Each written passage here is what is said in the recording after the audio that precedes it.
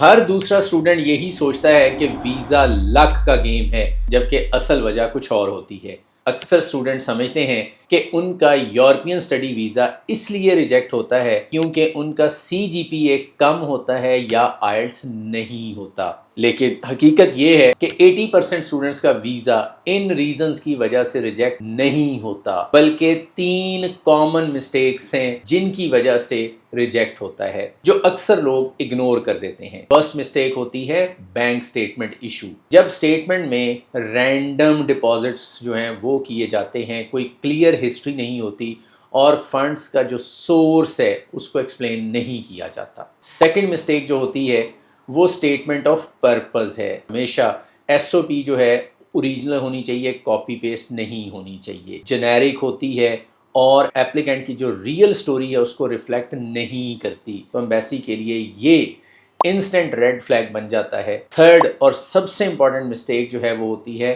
Missing embassy logic. Embassy آپ کے emotions کو نہیں دیکھتی کہ آپ کا جانا کتنا ضروری ہے، بلکہ آپ کی انٹینشنز، پلاننگ اور فیوچر گولز کو لاجیکلی ایویلویٹ کرتی ہے۔ اس لیے ہمیشہ فوکس جو ہے نا وہ بہت کلیئر ہونا چاہیے، اپنی موٹیویشن، اپنی ڈیڈیکیشن اور اپنی ایپلیکیشن کو ایمبیسی کے پوائنٹ آف ویو سے جو ہے وہ اسٹرانگ بنانے پر ہونا چاہیے۔ فیصلہ آپ کا ہے، یا تو آپ 80% لوگوں میں شامل ہو جائیں، یا جو 20% رہ جاتے ہیں، جو غلطیاں رپیٹ کرتے ہیں یا پھر سمارٹ اپلائی کر کے اپنا رزلٹ چینج کر سکتے ہیں، کیونکہ یہ چوائسز جو ہیں یہ ہمیشہ آپ کے ہاتھ میں ہوتی ہیں کہ آپ اپنا ویزا جو ہے وہ لگوانا چاہتے ہیں یا آپ ان لوگوں میں شامل ہوتے ہیں جن کا ویزا نہیں لگتا۔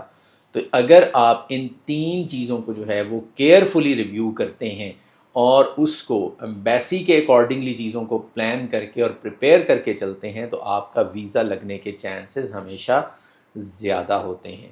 اور ڈیورنگ دا انٹرویو، اگر آپ کا انٹرویو ہو تو ہمیشہ اسمائلنگ فیس سے جانا چاہیے۔ اگر آپ کو اس طرح کی ٹپس جو ہیں وہ مزید چاہیے تو آپ ہمارے چینل کو جو ہے وہ سبسکرائب کر لیں یا ہمیں فالو کر لیں۔